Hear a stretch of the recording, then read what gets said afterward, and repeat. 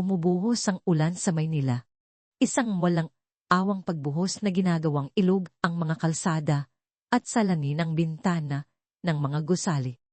Sa gitna ng magulong trapiko, sa umuusad ang isang mamahaling itim na silhi. Ang loob nito ay isang santuaryo ng katahimikan at karangyaan.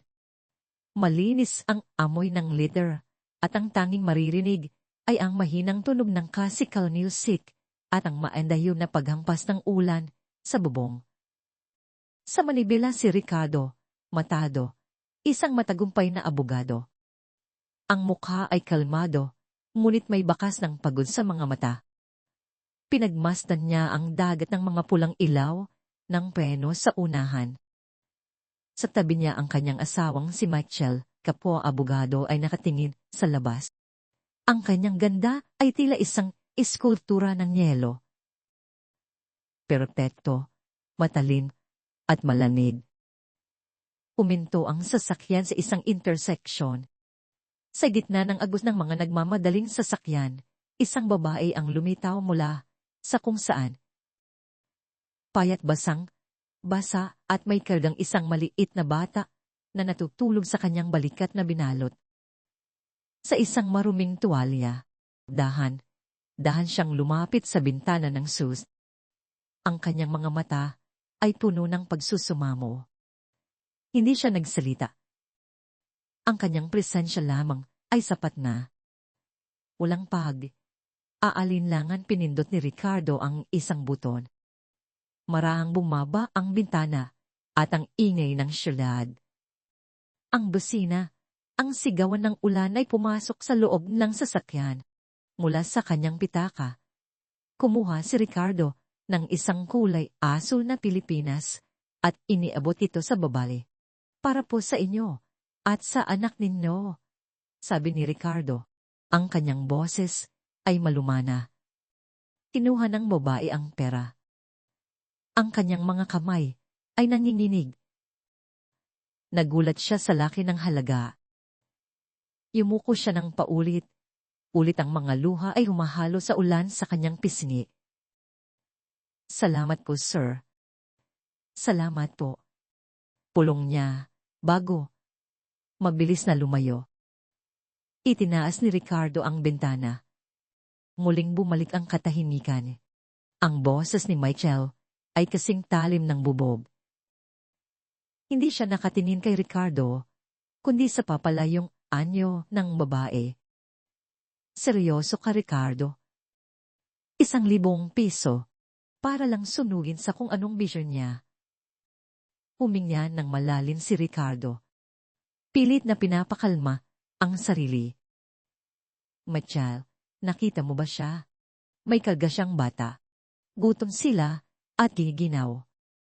At naniniwala ka talaga doon. Tumawa si Michael, isang tawang walang kagalakan.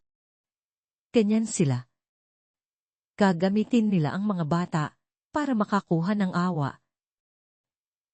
Mamaya lang makikita mo yang babaeng yan, bumibili ng rugby, o kaya'y nagsusugal. At ang Pilipinas, piso mo, sayang lang. Hindi lahat ng tao ay katulad ng iniisip mo. Mariing sagot ni Ricardo, ang kanyang mga kamay ay humigpit sa manibela. Nagberde na ang ilaw, at muli niyang pinahandar ang sasakyan. Hindi dahil mahirap sila, ay masama na silang lahat. May dignidad pa rin sila. Dignidad. Halos isigaw ni Michael ang salita. Anong dignidad ang pinagsasabi mo? Ang dignidad ay hindi nakakain. Ricardo, ang pinapakita mo sa kanila ay hindi tulong, kundi pagiging bulag. Ginagawa mo silang tamad. Bakit pa sila magtatrabaho kung may mga tulad mong handang abot ng pera sa bawat pagkakataon? Ito ang kanilang paulit na pinagtatalunan. Isang bitak sa kanilang perpektong pagsasama na unting lumalaki sa bawat araw na lumilipas. Nagsimula ito Pagkatapos ang trahedya, isang sakit na nagpabago sa kanila sa magkaibang paraan. Si Ricardo ay naghahanap ng kahulugan sa pagtulong sa iba, habang si Michael ay nagtayo ng pader sa paligid ng kanyang puso. Naniniwalang ang mundo ay isang malupit na lugar at ang pagtitiwala ay isang kahangalan. Hindi ito tungkol sa pagiging tamat. Sabi ni Ricardo, ang kanyang boses ay mahinahon, pero may bigat. Tungkol ito sa pagiging tao. Hindi na sumagot si Michael. Itinuon na lang niya ulit ang kanyang tingin sa labas sa mga naglalakihang gusali ng Makati na tila ba tinutusok ang madilim na kalangitan. Ilang minuto pa. Pumarada sila sa basement ng isang high-end na mall. Paglabas nila ng sasakyan agad na nagbago ang anyo ni Michael. Ang malamig na ekspresyon ay napalitan ng isang nangiting pangsosyal habang papalapit sa kanila ang isang babaeng nakasuot ng designer dress. Michael, daring bati ni si Teray na ang alik niyang kaibigan, sabay halik sa pisngi. Kanina pa kita hinihintay, at Ricardo. Hello there. Iterin. Tipid na bati ni Ricardo. Hindi niya gusto ang babaeng ito na ang tanging laman ng isip ay chismis at material na bagay. Oh my God, you have to see this new bag I got. Sabi ni Kateray, iwinawagayway ang isang maliit na leather bag na tiyak na nagkakahalaga ng daan ng len. Pero grabe ang hirap nang lumabas niya yon.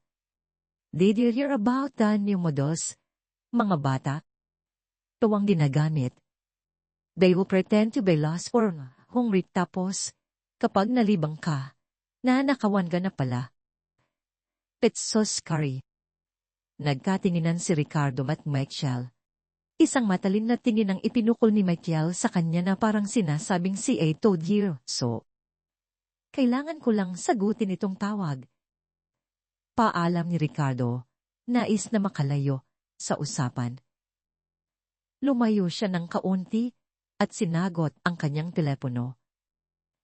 Hello. Yes, attorney. Oo. Nabasa ko ang mga dokumento. Ituloy natin. Kahit pro bono, kailangan nilang ipaglaban ang mga tahanan nila. Walang aatras. Narinig ni Michael ang huling mga salita. Ang kaso ng mga informal settlers na pilit na pinapaalis sa isang lupain ng isang malaking korporasyon. Isang kasong walang bayad na pinag-aaksayahan ng oras at yaman ng kanilang law firm. Ayon sa kanya, umirap siya at bumaling muli kay Catherine. Pagkatapos ng ilang oras ng pamimili para kay Michael at paghihintay para kay Ricardo, pabalik na sila sa sasakyan. Tahimik ang biyahe. Ang bigat ng kanilang hindi pagkakasundo ay tila mas mabigat pa kaysa sa trapiko sa labas. Habang marahan silang lumiliko palabas ng mall, isang figura ang nakakuha ng pansin ni Michael. Sa ilalim ng isang waiting shed, nakaupo sa isang basang karton ang isang maliit na batang lalaki. Marusing ang kanyang danit magulo, ang buhok, at ang kanyang katawan ay napakapayat.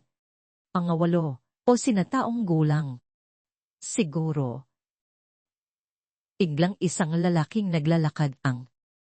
Hindi sila sadyang nakaulog ng barya mula sa kanyang bulsa. Gumulong ito sa sahig. Bago pa mani ng lalaki, ang bata ay mabilis na dumangpot nito na parang isang mailap na hayop. Sa isang iglap, isinilid niya ang barya sa kanyang bulsa at muling umupo na parang walang nangyari. Napanood ni Michael ang lahat. Ang bilis, ang liksi.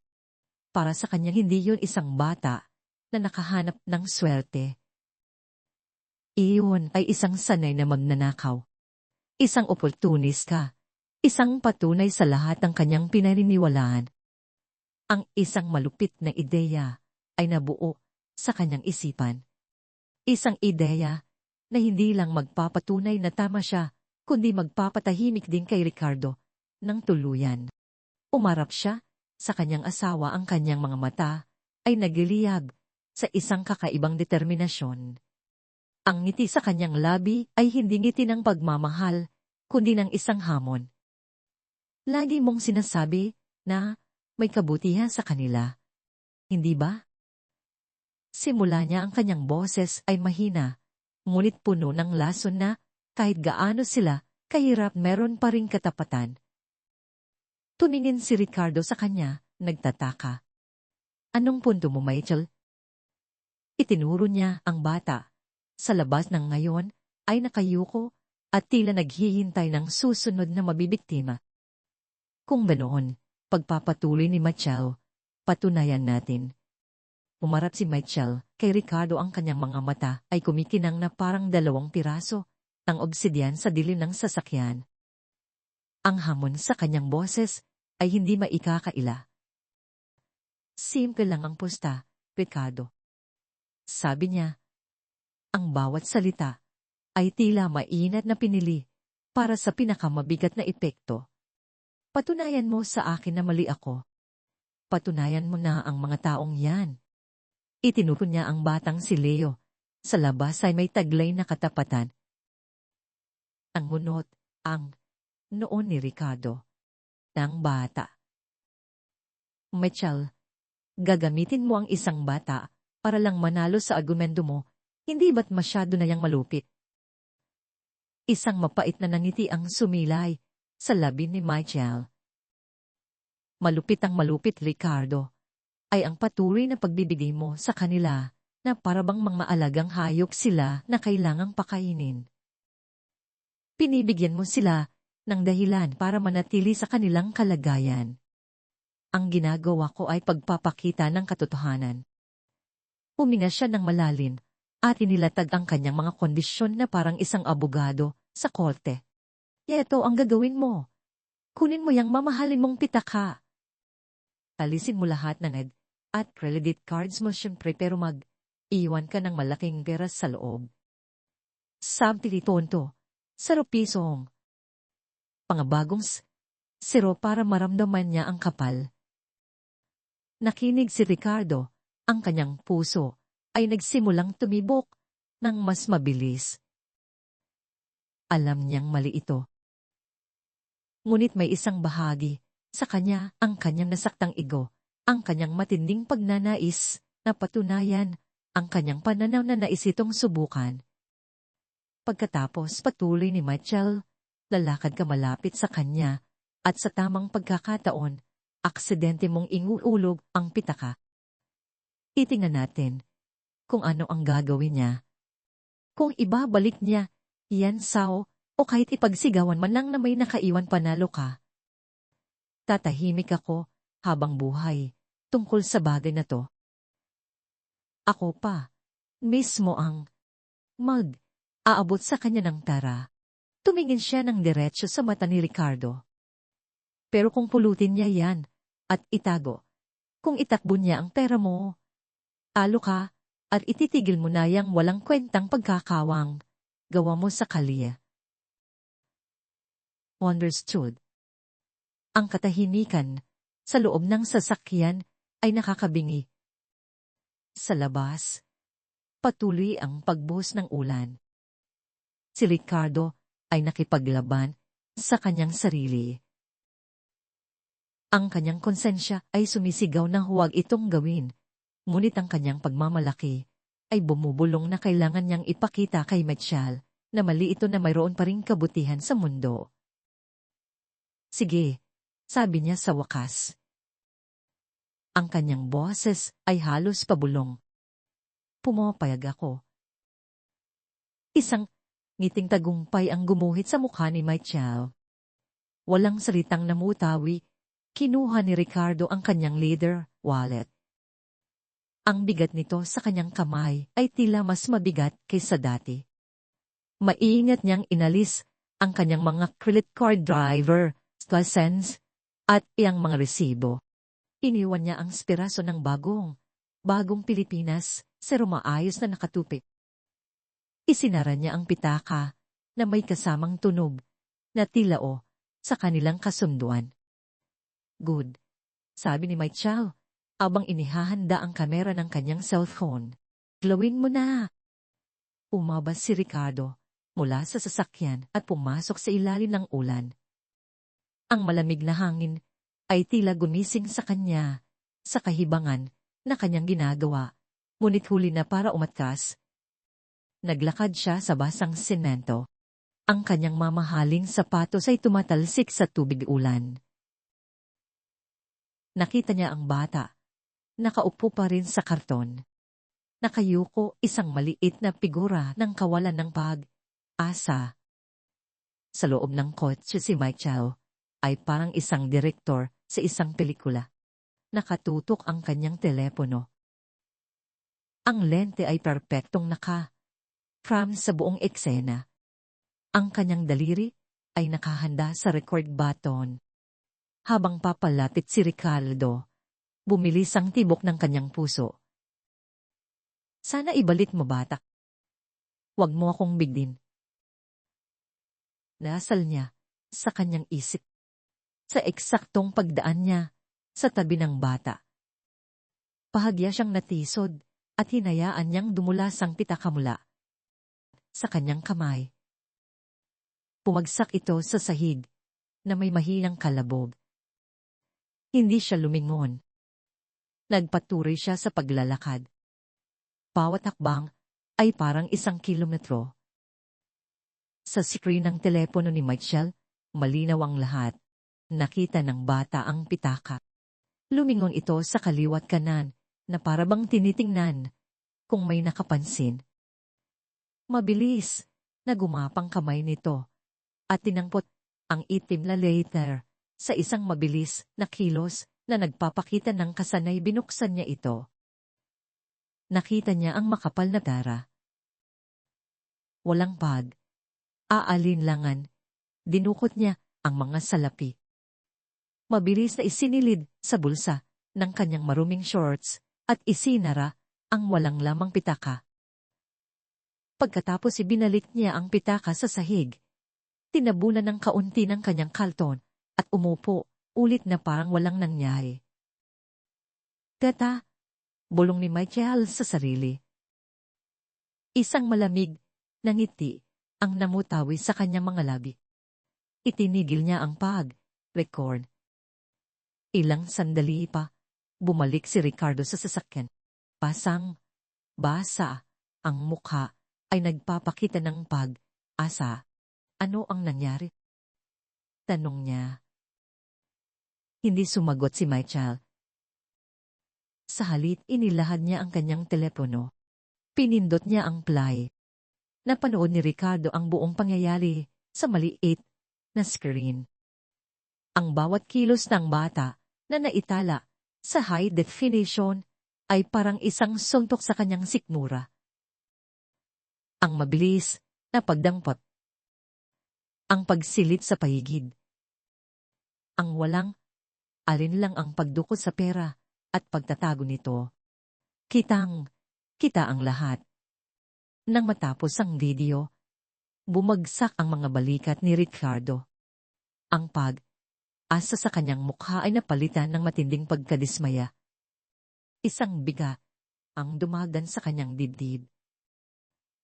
Natalo siya. Pero higit pa, sa pustaang nawala sa kanya, sa sandaling iyon, isang piraso ng kanyang paniniwala ang nadurog. Ano mahal ko? Sabi ni Michael, ang kanyang boses ay puno ng panunuya. Sabi ko sa'yo, Ipinakita niya ulit ang video. Tingnan mo, ni hindi man lang nagdalawang isip. Ganyan silang lahat. Mga oportunista.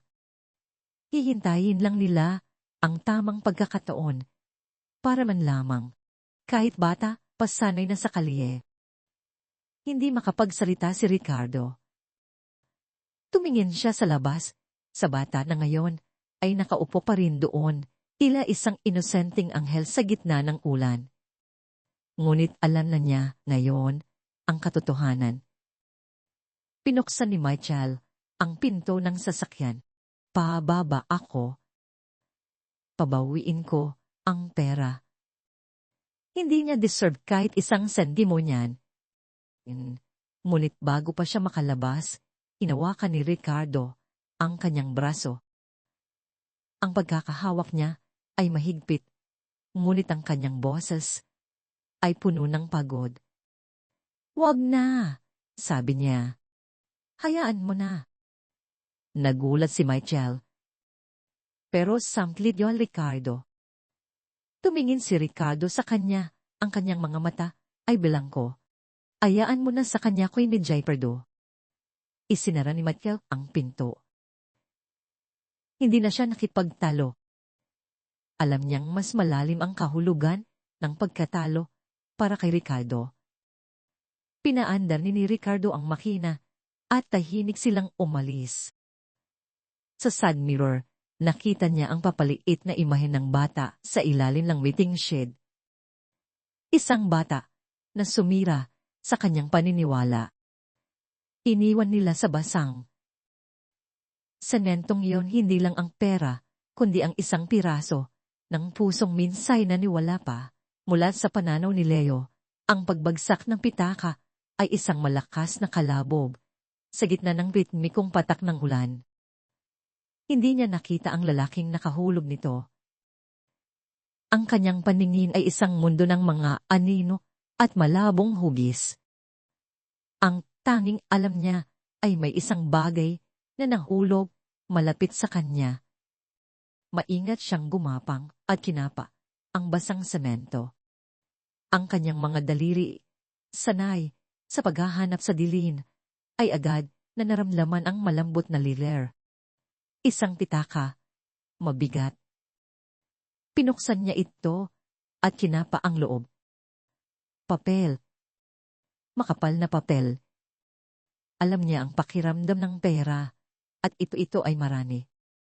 Napakabilis ng tibok ng kanyang puso. Isang parte niya ang nagsasabing ito na ang sagot sa kanyang mga dasal. Ngunit isang mas malakas na tinig sa kanyang loob ang bumulong, hindi ito sao. Ang ginawa niya ay hindi pagnanakaw. Ito ay pag-iingat. Sakali ang isang batang may hawak na mamahaling pitaka ay isang tar. Ngunit ang isang batang may pera sa bulsa ay mas mahirap mapansin. Maingat niyang inilipat ang mga salapi sa pinakaloob ng kanyang bulsa doon sa may maliit na butas na siya lang ang nakakaalam kung paano maabot. Ang pitaka naman ay maingat niyang itinago sa ilalim ng kanyang pinaglumaang katon. Umupo siya at naghintay. Ang kanyang plano ay simple, maghihintay siya hanggang sa bumalik ang may ari. Tiyak na babalikan nito ang nawawalang kayamanan. Ang paghihintay ay naging isang pagsubok ng kanyang katatagan. Lumipas ang mga minuto, naging oras. Ang ulan ay hindi tumitilat at ang lamig ay unting gumagapang sa kanyang mga buto. Nagsimula nang kumalam ang kanyang sikmura, isang pamilyar na sakit na araw. Araw niyang nararamdaman. Naalala niya ang umagang yon. Igisingin sana siya ng sikat ng araw, ngunit ang bumungad sa kanya ay isang timba ng maruming tubig na ibinuhos sa kanyang muka. Pangon, pulubi. Sigaw ng may ari ng karinderya. Ilang beses ko bang sasabihin, Sauna, huwag kang matutulog dito sa tapat ng pwesto ko. Tinataboy mo ang mga customer ko. Nataranta si Leo, kinakapa ang kanyang mga ganit. Isang maliit na bag na halos walang laman, ang kanyang basag na salamin, at ang kanyang pinakamahalagang pag-aari, isang luma at putol na walis tingting na nagsisilbi niyang tungkod. Paumanhin po, Mama, sabi niya, nanginginig. Hindi ko po namalayan. Puro kapauman, hinalis. Itinulak siya ng lalaki at natumba si Leo sa basang bangketa. Buong araw iyon, ang trato sa kanya. Pandiri, pagtataboy, mga salitang masakit pa sa gutom. Naalala niya si Neni, ang kaibigan niyang namatay sa dingdi, at si Kiko, na kinuha ng mga pulis at hindi na muling nakita. Sa kalye. Ang pagdilaho ay kasing ordinaryo ng pagsikat ng araw. Ngayon, habang nakaupo sa ilalim ng ulan, nararamdaman niya ang init ng pera sa kanyang bulsa. Panzero. Zero ang halagang iyon. Ay parang isang pantasya. Maiisip niya ang isang mainit na kanin na may sabaw, isang bagong kumot. Siguro kahit isang pares ang tsinelas na hindi butas. Ang tukso ay isang halimaw na bumubulong sa kanyang tainga. Kunin mo na. Walang makakaalam. Regalo yan ng langit. Napatikit siya ng mariin. Hindi. Itinuro sa kanya ng matandang pulubi na kumukop sa kanya noon. Ang dangalyo. Yan lang ang yaman na hindi mananakaw sa'yo. Pumanaw na ang matanda, ngunit ang kanyang mga salita ay nanatili. Nagdilim na. Ang mga sasakyan ay unting nabawasan. Ang mga ilaw ng mga gusali ay nagsimulang mamatay. Naintindihan ni Leo na walang babalik para sa pitaka. Ang pag-asa niyang makita ang may ari ay kasamang naagnas ng pagtatapos ng araw. Kailangan niyang gumawa ng paraan. Tumayo siya, nanginginig sa gino. Kinuha niya ang kanyang mga gamit at ang pitaka. Nagsimula siyang maglakad. Ang kanyang tungkod ay maingat na kumakap sa daan. Sa loob ng pitaka habang kinakapan niya, may naramdaman siyang isang bagay na mas matigas kaysa sa pera. Isang maliit na parehabang kariton, isang calling card. Ito na ang kanyang pagkakataon, ngunit paano niya ito mababasa? Alam niya kung saan pupunta. Sa dulo ng kalye, may isang matandang nagtitinda ng prutas sa isang maliit na kariton. Si Mang Tomas, isang lalaking masungit na laging sumisigaw. Ngunit kung minsan ay lihim na aabot sa kanya ng mga nabubulok na saging. Nilapitan ni Leo ang kariton. Ang amoy ng hinog na prutas ay nagpaalala sa kanya ng kanyang gutom. Hoy bata, anong kailangan mo? Huwag mong sabihin manghihingi ka na naman. Pungad ni Mang Tomas. Ang kanyang boses ay kasing gaspang ng balat ng pinya. Hindi na tinag si Leo. Magalang niyang inilahad ang calling card. Mang Tomas, pasensya na po sa abala. Pwede niyo po bang basahin para sa akin kung ano ang nakasulat dito? Tiningnan ni Mang Tomas ang bata. Pagtatapos ay ang card. Kinuha niya ito at isinuot ang kanyang salamin na nakasabit sa kanyang leeg. Aba, sosyal.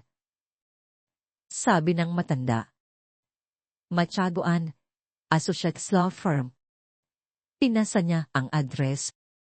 Sa Makatinto, sa tour ng mga mayayaman. Saan mo napulot ba? To? Naiwan lang po dyan sa tabi. Pagsisinungaling ni Leo. Ayaw niyang magbigay ng masyadong detalye. Ibinalik ni Mang Tomas ang card. Oh, ayan na. Makati pa to. Malayo kong lalakarin. Huwag mong sabihing pupunta ka doon. Kailangan lang po. Mahinang sagot ni Leo. Iling si Mang Tomas. Pumubulong tungkol sa mga kabataang walang magawa sa buhay. Pero bago umalis si Leo, tinawag siya ng matanda. Hoy bata, lumingon si Leo. Inihadis ni Mang Tomas sa kanya ang isang saging na may mga itim, na batik na. Oh, Kainin mo iyan. Mukha pang mamamatay na sa gutom. Hindi na naghintay ng pasasalamat ang matanda at tumalikod na ito. Nginitian ni Leo ang saging, isang maliit na kabutihan sa isang mundong puno ng kalupitan. Habang papalayo, ulit niya sa kanyang isipang address. Machado and Associates Makati. Bukas na bukas, hahanapin niya ang lugar na yon. Hahanapin niya ang may-ari ng pitaka. Ang paglalakbay ay magiging mahirap, ngunit para sa kanya, ang pagbabalik ng hindi kanya ay mas mahalaga kaysa sa anumang halaga ng pera. Ito ang kanyang dangal, ang tanging yaman na mayroon siya.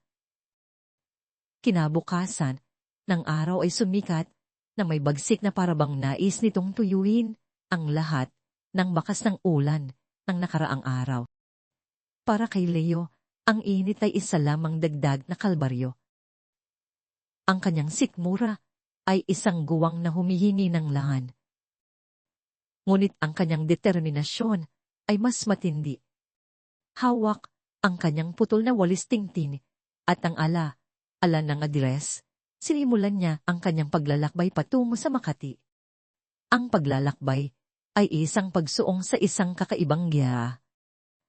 Ang ingay ng mga busina at makina ng jeep ay isang nakakabing atake sa kanyang pandinig na siyang nagsisilbing gabay.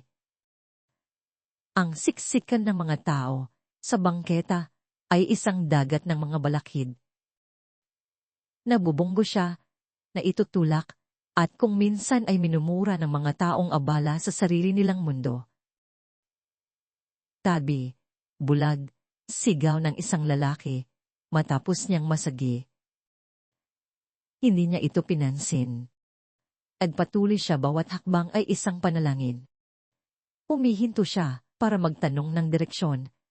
At sa bawat pagkakataon, ang mga sagot ay iba. Ang iba'y hindi siya pinapansin. Ang iba'y itinuturo siya sa maling direksyon at may iilala nagbibigay ng mabilis na sagot bago maglaw. Ang ihit ng semento ay tumatagos sa manipis na swelas ng kanyang mga luma at butas na tsinelas. Samantala, sa isang maranyang mansyon sa isang eksklusibong subdivision, ang umaga ay malamig at tahit. Si Ricardo ay nakaupo sa pagkainan, nakatitig sa kanyang tasa ng kape. Ngunit ang kanyang isip ay malayo. Ang imahe ng bata na mabilis na nagtatago ng pera ay paulit-ulit na naglalaro sa kanyang isipan. Isang pait ang nanonood sa kanyang puso. Sa kabilang dulo ng mesa si Mitchell ay nasa telepono. Ang kanyang boses ay masaya at puno ng tagumpay. "I told you, Kat, ganun talaga sila," sabi niya kay si Seren, habang naglalagay ng marmalag sa kanyang toast. "Nakunan ko pa ng video. Ang galing ba?" Ricardo learned his lesson dahil. Finally, matatahimik na ako sa mga walang kwentang pro bono cases niya. At aabot ng pera sa kung sino. Pumasok sa dining room si Consuelo, ang ina ni Mike Chow, na may dalang isang nangiting tila matamis, ngunit may nakatagong lason. "Hay, naku anak. Sa wakas, at natauhan na rin niyang asawa mo. Sinabi ko, na sa mundong ito hindi ka pwedeng maging malambot." Ang kahinaan ay isang imbitasyon para tapakan ka. Tumingin siya kay Ricardo. "Huwag kang mag-alala iyo. Matututunan mo rin ang pagiging praktikal ay mas mahalaga kaysa sa pagiging mabuti." Hindi umimik si Ricardo.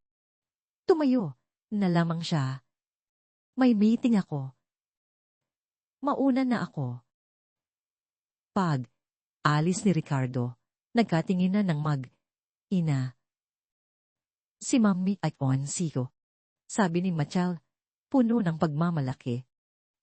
Makalipas ang ilang oras ang paglalakad.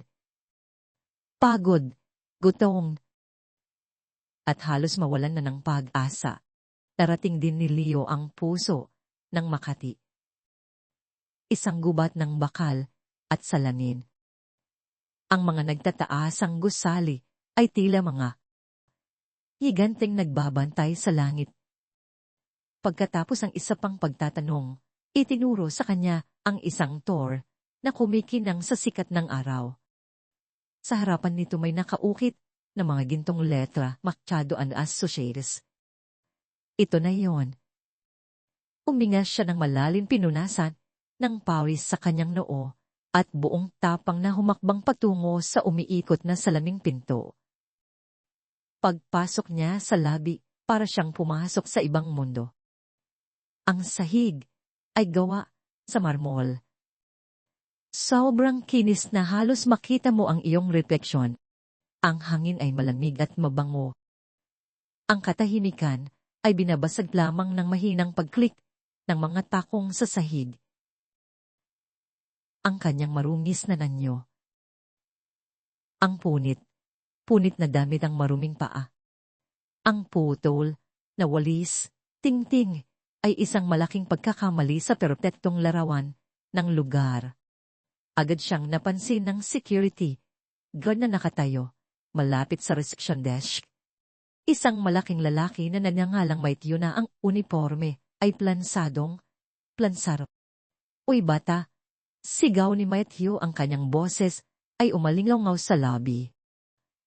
Lumapit siya. Ang kanyang mukha ay puno ng pagkadiri. Anong ginagawa mo dito? Bawal ang pulubi dito. Alis. Natakot si Leo, ngunit pinilit niyang maging matatag. Hawak niya ng mahigpit ang pitaka sa loob ng kanyang bulsa. Hindi po ako namamalimos. Sabi niya, may isa sa uli lang po ako para po kay Mr. Machado. Tumawa ng malakas ang guard. Isa sa uli. Ano namang isa sa uli ng isang basahan na tulad mo? Huwag mo akong lokohin. Umalis ka na kung ayaw mong kalagkarin pa kita palabas. Hinawakan ni Mateo ang manipis na braso ni Leo. Sinubukan ni Leong pumiglas. Teka lang po. Totoo po ang sinasabi ko. Ito po, sa kanyang pagpupumigla. Sinubukan niyang ilabas ang pitaka mula sa kanyang bulsa. Ngunit mas malakas ang guard. Sa isang malakas, natulak bumagsak si Leo sa makintab na sahig. Pagsak. Ang pitaka ay tumilapon mula sa kanyang kamay.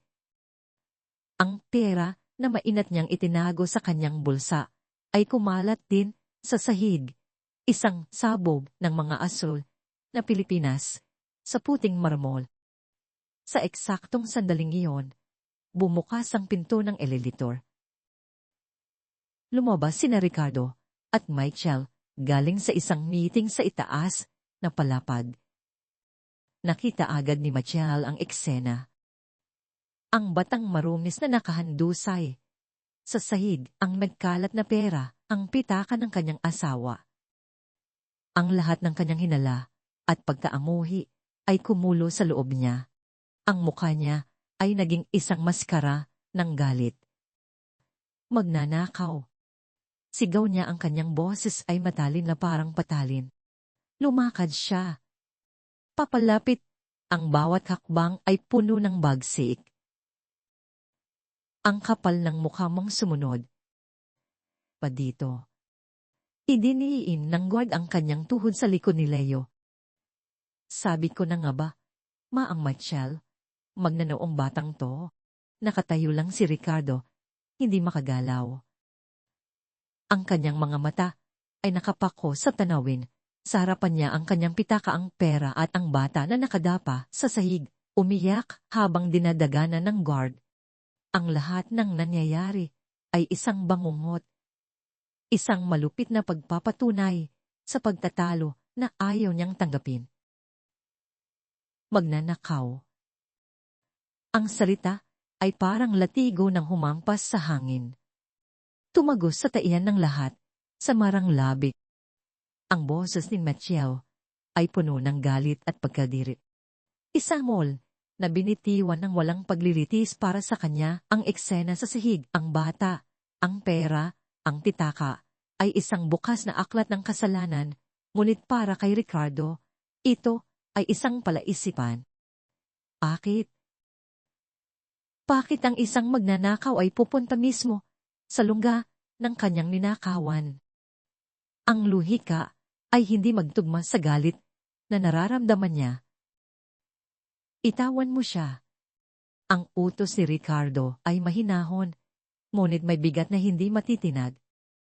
Tumingin sa kanya ang security guard na si Mathieu, naguguluhan. Tumingin din si Michael, ang kanyang mga mata ay nanilisik. Ano, Ricardo? Nababaliw ka na ba? Sigaw ni Michael. Nakikita mo na hindi ba nahuli na natin siya sa akto? Yes, satayit. Itaboy mo na yan, Mateo. At tumawag ka ng pulis. Sinabi kong bitawan mo siya. Ulit ni Ricardo. Mas matatag na yun, habang humahabang siya papalapit. Ang kanyang tingin ay nakatuon, hindi sa asawa, kundi sa nanginginig na bata sa sahig. Lag. Aalang inalis ni Mateo ang kanyang pagkakatuhod sa likod ni Leo. Agad na gumapang bata, hindi para tumakas, kundi para pulutin ang nagkalat na pera. Isa niyang dinampot ang mga sbongo. Ang kanyang mga kamay ay nanginginig sa takot. Wag po. Hindi po ako magnanakaw. Sabi ni Leo, ang kanyang boses ay basag at puno ng higi. Habang pinupulot ang huling piraso ng pera, itinaas niya ang mga ito kasama ang pitaka na parang isang alay. Ibabalik ko po. Sana lahat. Tumawa si Michael. Ibabalik. Matapos mong nakawin, magaling na palusot, sa dinin mo maniniwala kami sa'yo.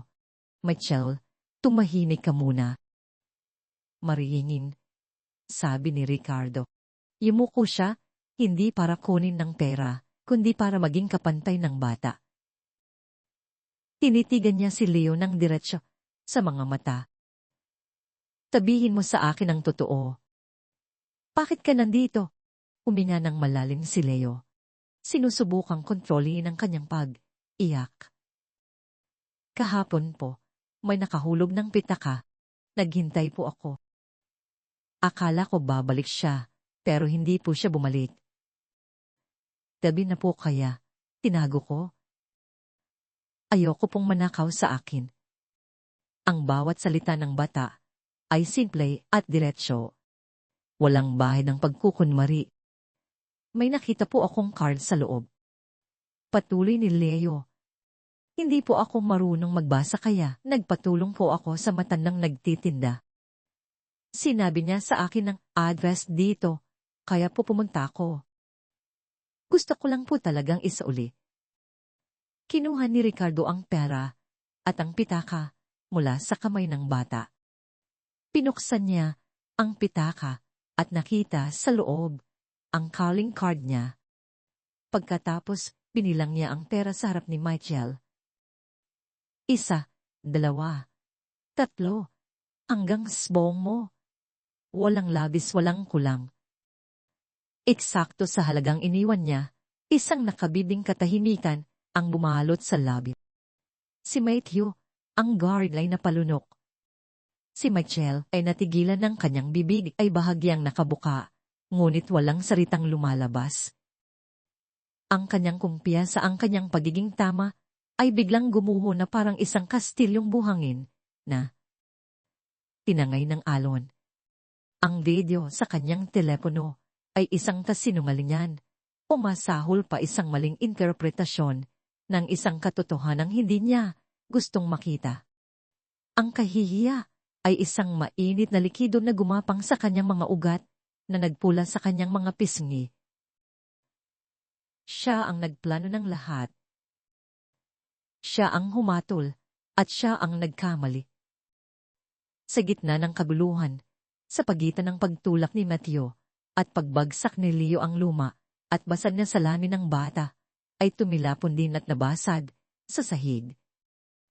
At ang kanyang tungkod na walis tingting ay naputol sa dalawa.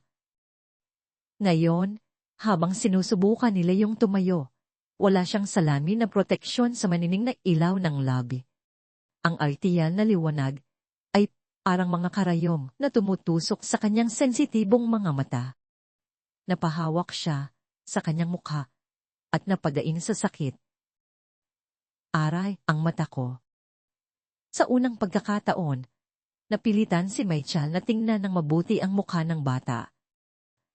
Walang salamin na nakaharang. Nakita niya ang mga mata nito. Ang mga mata ni Leo ay hindi ordinaryo. Ang dapat sana ay kulay itim o tsokolate ay natatakpan ng isang maputing ulap, isang datas na tabing na nagkakait sa kanya ng kulay ng mundo. Isang imahe ang biglang sumalakay sa isipan ni Matcha. Isang ala mula sa taon na ang nakalipas isang ala na pilit niyang ibinabaon araw. Ang ala ng kanyang bagong silang na anak na lalaki. Sa maikling sandali na nakita niya ito bago sabihin sa kanya ng mga doktor ang masamang balita.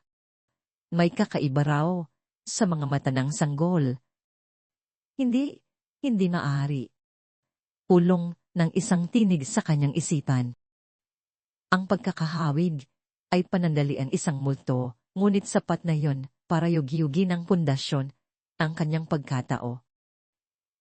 Napaurong siya ng isang hakbang, ang kanyang paghinga ay biglang naging mababaw. Nakita ni Ricardo ang lahat ng pagkadurog ng puso sa mukha ni Leo. Dahil sa nasirang salamin ng biglaang pamumutla ni Michael, isang desisyon nang nabuo sa kanyang isipan. Isang desisyong hindi niya isipan, ngunit alam niyang tama. Yumuko siya at marahang inalalayan si Leo na tumayo. Ipinulot niya ang mga piraso ng basag ng salamin at ang naputol na tungkod. Matthew, sabi niya sa guard, ang kanyang boses ay kalmado, ngunit may awtoridad. Humihingi ako ng paumanhin para sa paghuhusga mo, ngunit kailangan mong maging mas maingat sa susunod. Pagkatapos humarap siya kay Michael, na nakatayo pa rin parang isang estatwa. Sasama siya sa atin, deklara ni Ricardo. Hindi ito isang mungkahi, kundi isang pahayag. Uuwi siya sa bahay natin ngayong gabi. Ang mga salita ay binitawan sa hangin. Isang hamon sa lahat ng pinaniniwalaan ni Michael. Isang pulay sa bitak na naghihiwalay sa kanila at sa sandaling iyon, sa gitna ng nagkalat na dignidad at nabasag na salamin, walang nagawa si Michael, kundi ang tumango. Ang kanyang isip ay gulong-gulo. Sa tanong na bumabagabag sa kanya, sino ang batang ito? Ang biyahe pa uwi ay binalot ng isang makapal at mabigat na katahimikan. Si Leo ay nakaupo sa likod sa gitna ng malambot na letter C. Ang kanyang maliliit na kamay ay nasa kanyang kandungan. Ang bawat amoy, bawat tunog, bawat pakiramdam sa loob ng sasakyan ay bago at banyaga sa kanya. Ang amoy ng air freshener na may halong layer, ang mahinang ugong ng aircon, ang pakiramdam ng malambot na upuan na lumulubog sa kanyang bigat. Ito ay isang mundo na napakalayo sa matigas at mabahong kalye na kanyang kinasanayan. Sa harap si Ricardo ay nagmamaneho ng may focus, ngunit ang kanyang isip ay abala sa pagproseso ng mga nangyari. Sa tabi niya si Michael ay nakatingin sa labas ng bintana, ngunit wala siyang tunay na nakikita. Ang kanyang paningin ay nakatuon sa loob, sa isang lumang sugat na biglang kumirot sa imahe ng mga matang maputi na nagdulot ng isang maitaliwanag na pamilyaridad. Pagdating nila sa tarangkahan ng kanilang subdivision, ang mga gwardya ay sumaludo. Ang mga bahay ay malalaki, parang mga palasyo na may matataas na pader at malalawak na hardin. Puminto ang sasakyan sa harap ng isang modernong mansyon. Isang istruktura ng salanin, bakal at bato. Pagpasok ni Leo sa loob, napahinto siya. Ang kanyang mga paa na sanay sa magaspang na semento ay lumubob sa isang malambot na carpet. Ang laki ng espasyo ay nararamdaman niya sa alingawngaw ng kanilang mga yapak at sa pagbabago ng temperatura. Ang hangin sa loob ay malamig at malinis. Nandito na pala kayo. Ang boses ni Consulo ay pumunit sa katahimikan. Nakatayo siya sa paanan ng Grand Circus. Nakapamewang ang kanyang mga mata ay matalim na parang sa isang agila.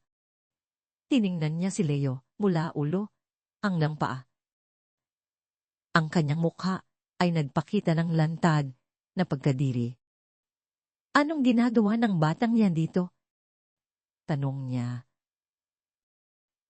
Ang bawat salita ay may diin. Mami, mamaya na tayo mag-usap. Sabi ni Michael. Ang kanyang boses ay pagod. Kailangan niyang maligo at kumain. Maligo dito. Ang boses ni Consulo ay tumaas. Michael, hindi ito isang ampunan. Baka may dala pa yang sakit o kuto. Hindi mo pwedeng basta na lang magpasok ng pulubi sa pamamahay na ito. Ako ang nagdesisyon, Kuelo. Sabat ni Ricardo ang kanyang tono ay pinal at hindi nagbibigay ng puwang para sa argumento at mananatili siya dito. Walang nagawa si Consulo, kundi manahimik, ngunit ang galit sa kanyang mga mata ay nanatili. Dinala ni Machal si Leo sa isang guest bike room na mas malaki pa sa espasyong tinitirhan ng bata sa kali. Pinuksan niya ang shower at ang tunog ng dumadaloy na maligamgam na tubig ay bago kay Leo. Kaya mo na ba? Tanong ni Machel. Ang kanyang boses ay walang emosyon, ngunit may bakasang mapakaling pag-aalala. Tumango si Leo. Iniwan ni Machel ang bata na may kasamang malinis na tuwalya at mga dami na kinuha niya mula sa mga lumang gamit ng anak ng kanilang kasambahay. Habang nakatayo sa labas ng pinto ng banyo, naririnig niya ang tunog ng tubig. Pilit niyang pinapanatiling matatag ang kanyang sarili, ngunit ang kanyang mga kamay ay bahagyang nanginginig. Ang pag-aalaga sa isang bata, kahit sa simpleng paraan na ito ay nagbukas ng isang pinto sa kanyang puso na matagal na niyang isinara at kinandado. Lumabas si Leo mula sa banyo, makalipas ang halos kalahating oras. Ang maruming bata ay napalitan ng isang malinis, kahit payat na batang lalaki. Ang kanyang buhok, kahit basa pa, ay malinis na ngayon. Ang damit ay medyo maluwag, ngunit ito'y bago at mabango. Dinala nila siya sa kusina para kumain. Inihain sa kanya ang isang plato ng kanin pritong manok at sabaw. Kumain si Leo ng tahimik, ngunit mabilis. Ang bawat subo ay tila isang biyaya. Sa pagkainan, pinanood siya ni Consulo na parang isang siyentipiko na nag-oobserba ng isang kakaibang specimen. Walang tigil ang kanyang mga tanong. Saan ka galing, bata? Nasaan ang mga magulang mo? May sakit ka ba? Wala po akong mga magulang. Sagot ni Leo sa pagitan ng mga subo. Sa kayi po ako lumaki. Sa isang iglap, habang umiinom ng tubig. Hindi sinasadyang natabig ni Leo ang baso. Lumapon ang tubig sa mamahaling table, class. Ayop ka. Sigaw ni Consuelo. Biglang napatayo. Wala ka talagang modo. Pati ba naman pagkain, hindi mo kayang gawin ng maayos. Basura ka talaga, kahit kailan. Mami, tama na. Sigaw pabalik ni Michael. Nagulat sa sarili niyang reaksyon. Aksidente lang bata yan. It's just sweater. Consuelo. Calm down. Mariing sabi ni Ricardo, habang tinutulungan si Leo na punasan ng natapon. Ang biglaang pagtatanggol ni Michael kay Leo ay nagpatigil sa lahat. Si Ricardo ay napatingin sa kanya, may bakas ng pagtataka at pag-asa. Si Leo ay natigilan, hindi makapaniwala sa narinig mula sa anak na dati kakampi niya sa pagiging malupit. Sa gitna ng tensyon, kinuha ni Leo ang kanyang panyo para punasan ang kanyang muka. Sa paggawa nito, nadulas ang kanyang bagong salamin na ipinahiram muna ni Ricardo. Nahulog ito sa kanyang kandungan. Nang walang salamin ang mga mata ni Leo, ay muling nalantad sa ilalim ng maliwanag na ilaw ng chandelier. Maputi, malabo. Tuno ng isang maipaliwanag na kalungkutan.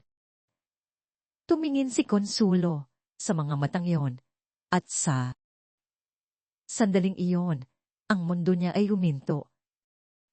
Ang dugo sa kanyang mga ugat ay tila nanigas at naging yelo.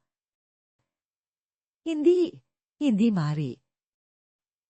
Ang imahe ay malinaw sa kanyang isipan na parang kahapon lang nangyari ang isang maliit na sanggol sa inkubator. Ang uusap nila ng doktor ang mga matang iyon. Ang mga mata ng sanggol na itinapon niya sa isang basurahan. 10 taon na ang nakalipas, ang pagkakahawig ay hindi maikakaila. Namutla si Consuelo. Ang kanyang paghinga ay naging mabilis at mababaw. Ayos ka lang, Mommy? Tanong ni Michael, napansin ang biglaang pagbabago sa ina. Ako, nahihilo lang ako. Sabi ni Consuelo, nanginginig ang boses. Kailangan ko nang magpahinga. Mabilis siyang tumayo at halos takbuhin ang hagdanan paakyat sa kanyang silid.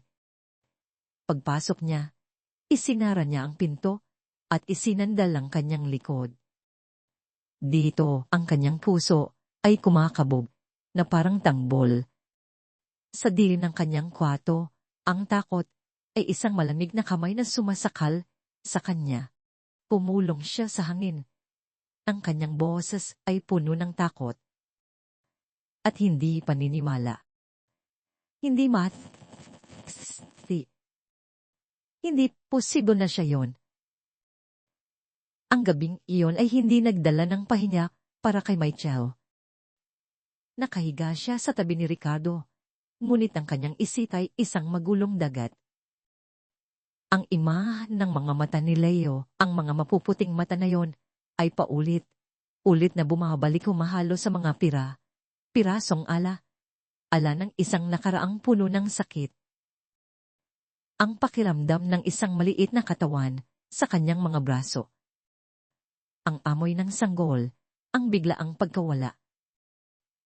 Ang mga pader na itinayo niya sa paligid ng kanyang puso ay nagsisimulang magkabitak-bitak. Kinabukasan, isang kakaibang enerhiya ang bumalot sa mansyon. Nagpasya si Ricardo na dalhin si Leo sa isa sa pinakamahusay na ophthalmologist sa bansa, isang espesyalista na kilala sa paggamot ng mga komplikadong kaso. Gusto kong malaman kung may magagawa pa tayo, sabi ni Ricardo kay Michael habang naghahanda sila. Kung may kahit katiting na pag-asa. Hindi tumutol si Michael. Sa halip siya pa ang ayos ng damit ni Leo at nagsuklay ng buhok nito. Ang kanyang mga kilos ay mainat, halos mekanikal na. Para bang natatakot siyang bigyan ng pangalan. ang emosyong uudyok sa kanya na gawin iyon. Mula sa bintana ng kanyang silid sa itaas, lihim na pinanood ni Consuelo ang alis ng tatlo, ang bawat kilos nila. Ang akay ni Ricardo kay Leo, ang pagbukas ni Michael ng pinto ng kotse, para sa bata ay parang mga sundang na tumatarak sa kanyang dibdib. Ang takot na nararamdaman niya ay hindi na lamang isang hinala. Ito ay isang papalaking halimaw na nagbabantang sirain ang lahat ng kanyang itinayo. Kailangan niyang makasiguro. Sa isang pribadong klinika na may modernong disenyo, ang amoy ng antiseptic ay sumalubong sa kanila. Umupo si Leo sa pagitan ni Ricardo at Michael sa waiting area. Ang kanyang mga paa ay hindi umabot sa sahig at ang kanyang mga daliri ay hindi mapakali sa kanyang kandungan. Ito ang unang beses sa kanyang buhay na nakapasok siya sa isang lugar na ganito. Isang lugar ng paggaling. Isang lugar ng asa. Tinawag sila papasok sa opisina ni Dr. Santos, isang may edad na doktor na may malumanay na ngiti at mga matang puno ng karunungan. Maingat niyang sinuri ang mga mata ni Leo gamit ang iba't ibang instrumento na naglalabas ng mga kakaibang ilaw. Pagkatapos ng masusing pagsusuri, umupo si Dr. Santos sa kanyang mesa. Tiningnan niya sina Ricardo at Michael. Pagkatapos ay kay Leo. Ang kondisyon ni Leo ay tinatawag na congenital cataract. Paliwanag ng doktor. Ito ay isang pamumuti o panlalabo ng lente ng mata na naroon na mula pa noong siya isinilang. Sa kaso niya ito ay bilateral. Ibig sabihin, apektado ang parehong mata dahil hindi ito naagapan nang maaga naging napakalala ng sitwasyon. Ang bawat salita ng doktor ay malinaw at direkta.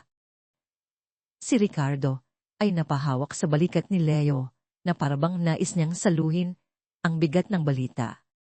May lunas pa po ba, Doc? Tanong ni Michael. Ang kanyang boses ay naninginig. Sa unang pagkakataon, ngumiti si Dr. Santos. Oo, mayroon. May isang operasyon na maaaring gawin para alisin ang mga namuong katarata at palitan ito ng artificial lens. Hindi ko maipapamako na magiging perpekto ang kanyang paningin, pero masasabi ko nang may katiyakan. Tumingin siya kay Leo. Makakakita ka iyo, hindi na lang anino.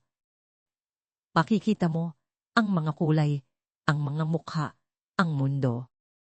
Ang mga salitang yon ay parang isang himala.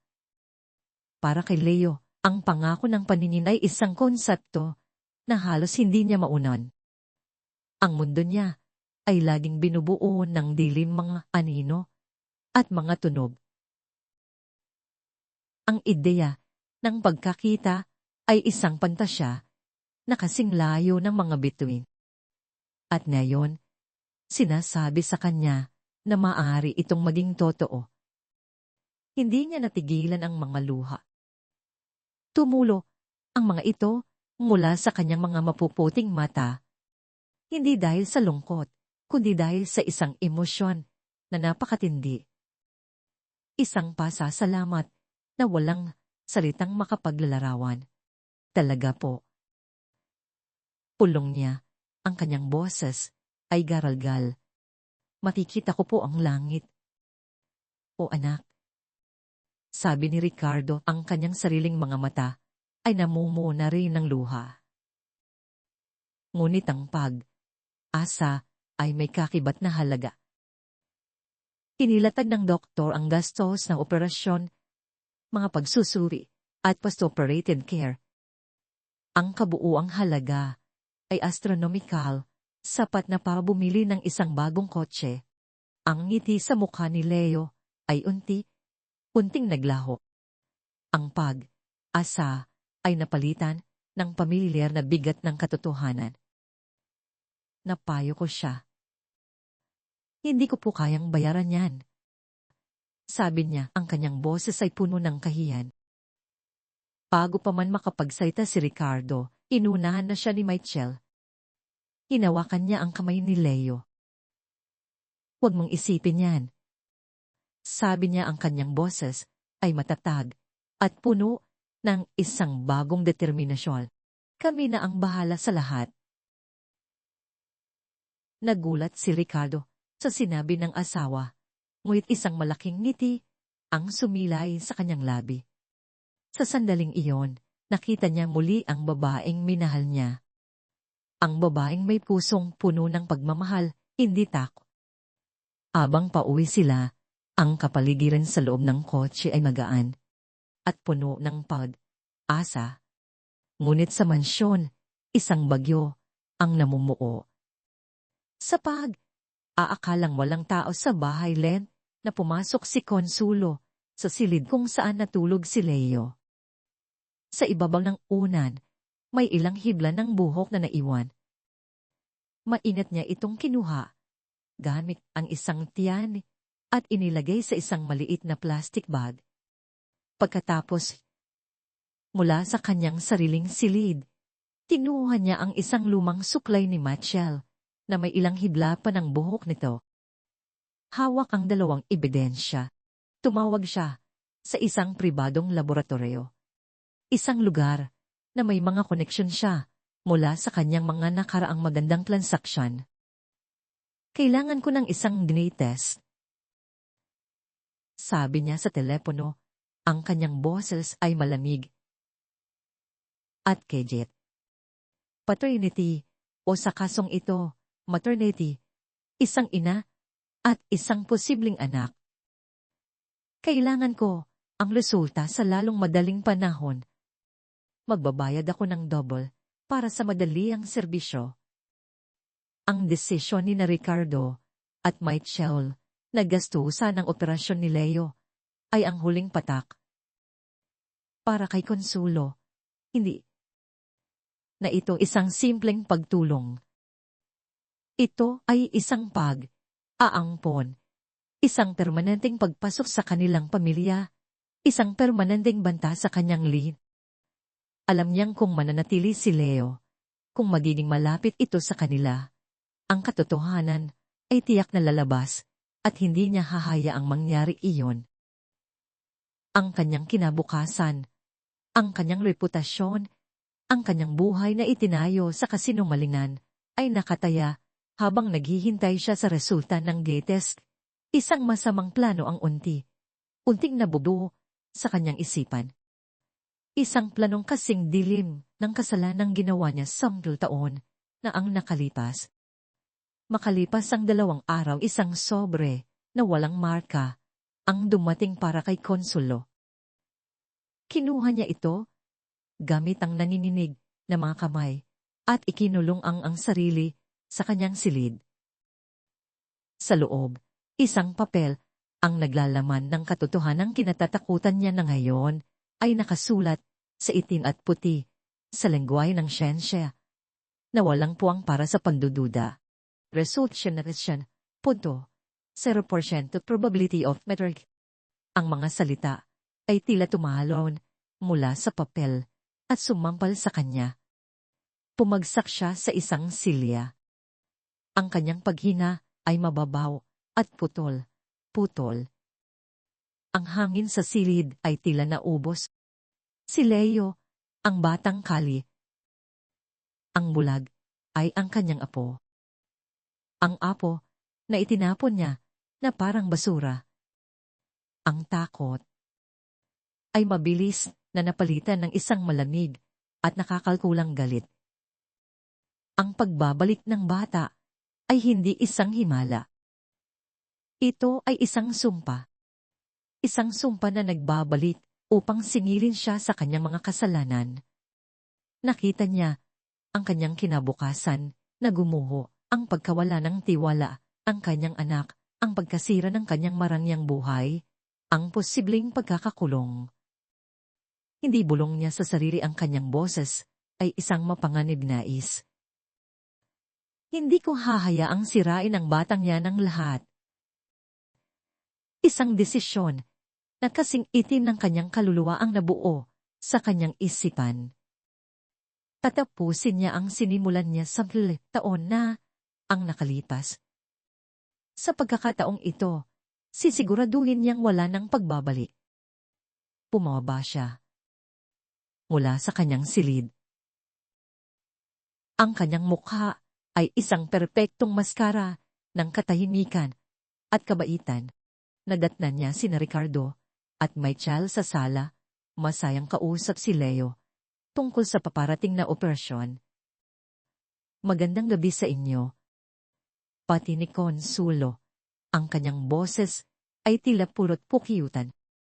Naisip ko, dahil sa magandang balita para kay Leo, bakit hindi tayo magdiwang? Ako ang maghahanda ng isang espesyal na hapunan para sa ating lahat ngayong gabi. Isang welcome party para sa bagong miyembro ng ating pamilya. Nagulat sina Ricardo at Machal sa biglaang pagbabago ng ugali ni Consuelo. Ngunit tinanggap nila ito bilang isang tanda ng pagtanggap. Nasiyahan sila. That's a wonderful idea, Mommy. Sabi ni Michael ni ang ina. Ang niyakap ay malamig. Ginugol ni Consuelo ang buong hapon sa kusina. Tinatanggihan ang anumang tulong mula sa mga kasambahay. Inihanda niya ang paboritong pagkain ng lahat. Kare, crispy, pata, at sinigang. Ang bawat hiwa, bawat disa ay ginawa niya ng may nakakakilabot na presisyon. Ang kanyang obra maestra ay ang panghimagas isang creamy at matamis na mga puding na inilagay sa mga individual na babasaging kopa. 4 na kopa. Ngunit ang isa ay naiiba. Sa isang sulok ng kusina, kung saan walang nakakakita, maingat niyang binuksan ang isang maliit na bote na naglalaman ng isang puting pulbos. Cyanide. Isangon na matagal na niyang itinago para sa emergency. Isang maliit na kutsara ng pulbos ang maingat niyang inihalo sa isang kopa ng puding. Tinitiyak na ito'y natunaw ng mabuti at walang bakas. Ang kopang may lason ay maingat niyang inilagay sa reka. Para madali niyang matandaan, inilagay niya ito sa kanang sulok sa pinakaitaas na estante. Sa'yo, demonyong bata. Isip niya isang masamang ngiti ang gumuhit sa kanyang mga labi. Nang gabing iyon, ang hapagkainan ay puno ng tawanan. Si Leo sa unang pagkakataon ay nakasali sa isang masayang kwentuhan ng pamilya. Ikinuwento niya ang tungkol kay Mang Tomas at sa mga puso sa na kaibigan niya. Sina Ricardo at Machal ay nakikinig ng may pagmamahal at saya. Maging si Consuelo ay nakikitawa, isang perpektong lola na nagagalak sa kanyang apo. Pagkatapos ng pangunahing putahe, tumayo si Consuelo at ngayon para sa dessert. Tanunsyo niya na parang isang magician na maglalabas ng kanyang pinakamagandang trick. Habang naglalakad siya patungo sa kusina, isang bagay ang nangyari. Tita Machal, sabi ni Leo, pwede po bang gumamit ng banyo?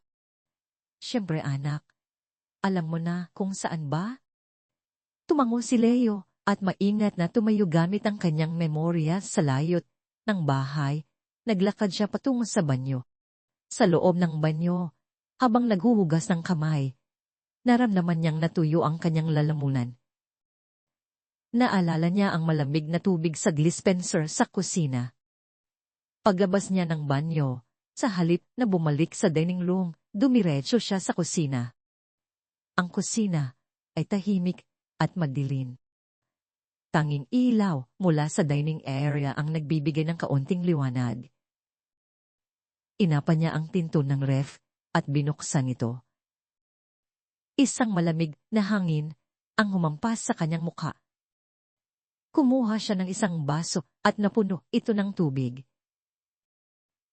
Habang umiinom, naamoy niya ang matamis na halimuyak ng mangga. Galing sa loob ng ref. Dahil sa kuryosidad, isinara niya ang dispenser at kinapa ang loob ng rekas. Naramdaman ng kanyang mga daliri ang malamig at makinis na mga kopa. 4 na piraso, nakaayos ng maayos. Hinawakan niya ang isa. Ang lanig at tamis ng amoy ay nakakatakam, ngunit bumulong ang kanyang konsensya. Hindi pa oras ng dessert at hindi mo dapat pinakikialaman ang hindi sayo. Sa intensyong ibalik ito ng maayos, hindi niya namalayan na naiba niya ang posisyon ng mga kopa. Ang nasa kanang sulok ay nailipat niya sa gitna at ang isa sa mga nasa gitna ay naisalin niya sa kanang sulok. Isang maliit na pagkakamali sa dilin. Isang kilos na walang kamalay. Isinara niya ang ref at tahimik na bumalik sa dining room, saktong pagpatok ni Consuelo sa kusina mula sa kabilang pinto. Hindi na malayan ni Consuelo ang nangyari.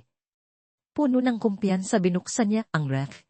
Ang kanyang mga mata ay direktang tumingin sa kanang sulok sa itaas na estante. Nandoon pa rin ang kopa. Ang kopa ng kamatayan. Kinuha niya ito nang may masamang ngiti.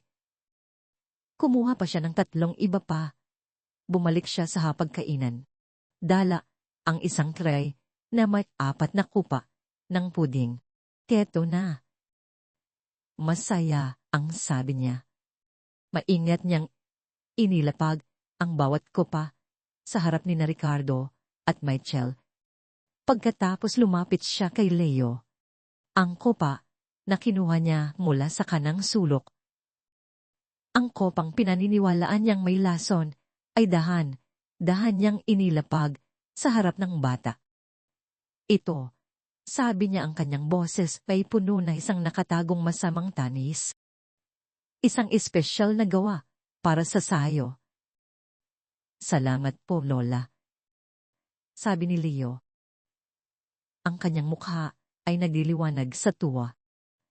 Ang salitang Lola ay lumabas sa kanyang bibig ng natural, isang salitang matagal na niyang pinangarap na sabihin.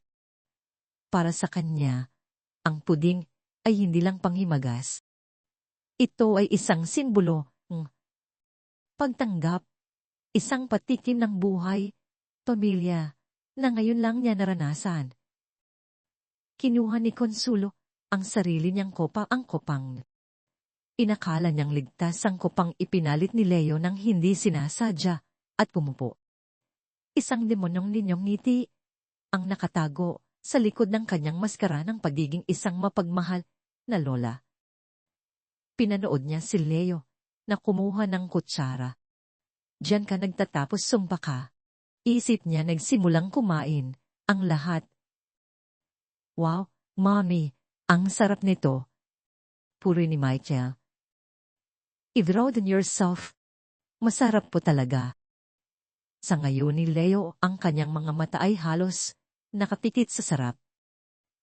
Siyempre, sagot ni Consuelo habang sumusugo rin ang sarili niyang pudin. Inawa ko yan ng may pagmamahal. Ang kanyang mga mata ay hindi kumaalis kay Leo. Naghihintay. Naghihintay sa unang senyales, ang pag-ubo. Ang paninikip ng dibdib, ang pagbagsak. Ngunit ang mga segundo ay naging 1 minuto. 2 minuto. Si Leo ay patuloy na kumakain ng may gana. Ang kanyang mukha ay nagpapakita lamang ng purong kaligayahan. Walang anumang senyales. Ang pagkakasakit. Sa halip, isang kakaibang pakiramdamang nagsimulang gumapang sa sariling katawan ni Consuelo. Una, isang biglaang pag-init sa kanyang lalamunan na para bang lumunok siya ng apoy. Pagkatapos, isang matalim na kirot sa kanyang tiyan, napahawak siya sa kanyang dibdib. Ang paghinga niya ay biglang naging mabigat. Pero ano to? Pulong niya ang kutsara ay nahulog mula sa kanyang nanginginig na kamay at lumikha ng isang malakas na kalansing sa kanyang plato. "Mommy, ayos ka lang?" tanong ni Michael. Napansin ng bigla ang pagbabago sa kulay ng ina. Hindi nakasagot si Consuelo. Ang kanyang mga mata ay nalalaki sa takot at hindi paniniwala. Tumingin siya sa kanyang kopa pagkatapos ay kay Leo na masayang tinatapos ang huling subo at doon niya naunawaan isang malupit na kakabaliw na katotohanan. Nagkamali siya. Ang lason na inilaan niya para sa kanyang apo ay siya mismo ang kumakain. Masinubukan niyang magsalita, ngunit bulan na ang lumalabas sa kanyang bibig. Nagsimula siyang mangisay. Ang kanyang katawan ay alog sa upuan at ang kanyang mga mata ay pumuti. "Mommy!" sigaw ni Michael sa takot, agad na tumakbo palapit. "Consuelo!" sigaw ni Ricardo. Kinuha ang telepono. "Tatawag ako ng ambulansya." Gulo ang lahat. Si Leo ay napatalon sa takot, hindi naiintindihan ang nangyayari. Ang masayang hapunan ay biglang naging isang eksena mula sa isang bangumot. Pumagsak si Consuelo mula sa kanyang upuan at bumagsak sa sahig. Sa kanyang huling mga sandali ng hininga sa gitna ng kanyang pagkakasakal at paghihirap, ang kanyang mga mata na puno ng pagkamuhi ay nakatitig kay Leo. "Demonyo!"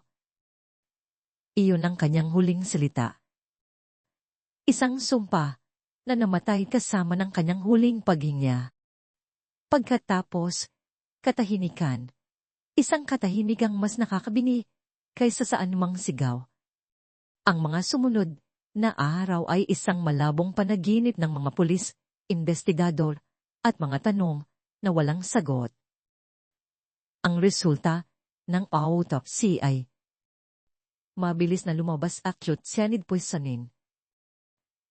Ang pagkamatay ni Consuelo ay hindi aksidente. Ito ay pagpatay. Sino ang gagawa nito? Ang mga kasambahay ay sinisiyasat. Maging sina Ricardo at Michael ay tinanong.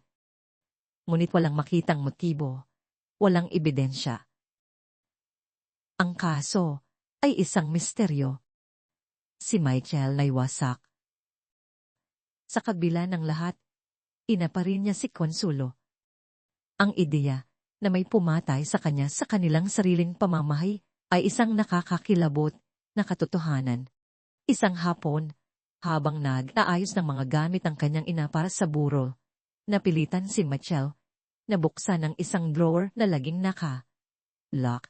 Sa loob natagpuan niya ang isang maliit na kahon.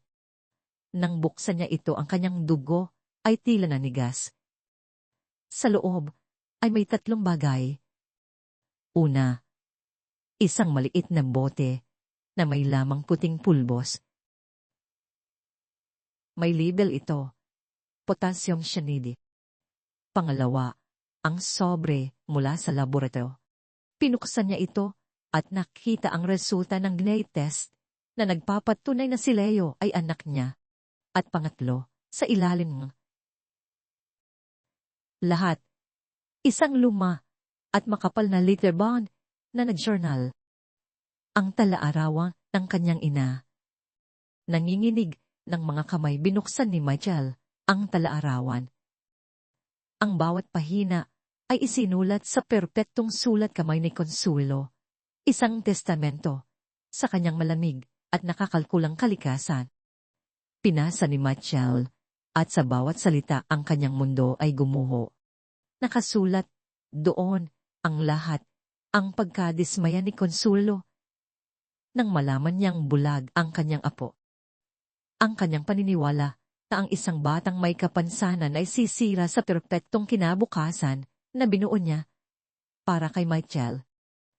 Hindi ko hahayaang maging pabigat ang batang ito. Si Michael ay nararapat sa isang perpektong buhay. Ang batang ito ay isang pagkakamali.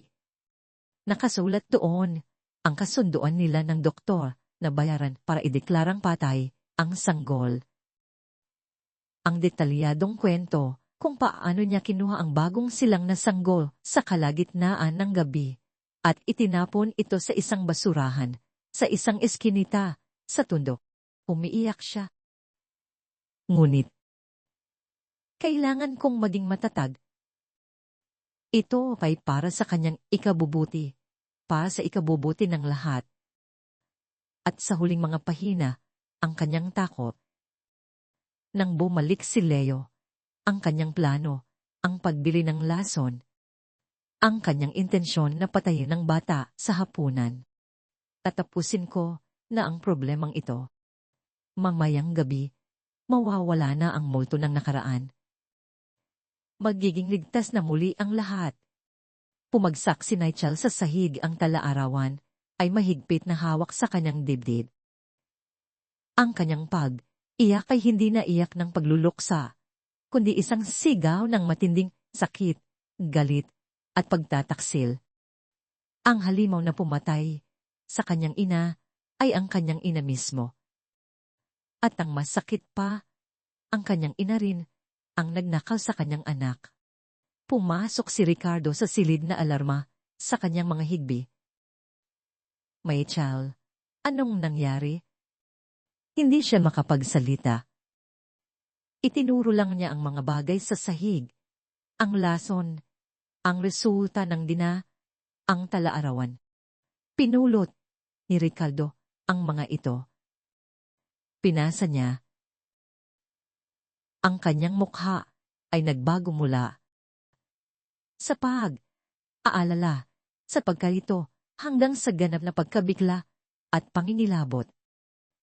Diyos ko! Bulong niya. Tumingin siya kay Michael pagkatapos ay sa tala-arawan. Si Leo. Si Leo ay anak natin. Sabi ni Michael sa gitna ng kanyang iyak. Anak natin siya, Ricardo. At itinapon siya ng sarili kong ina. Niyakap ni Ricardo ang kanyang asawa. Pareho silang umiiyak, hindi lang para sa ina na wala, kundi para sa anak na ninakaw.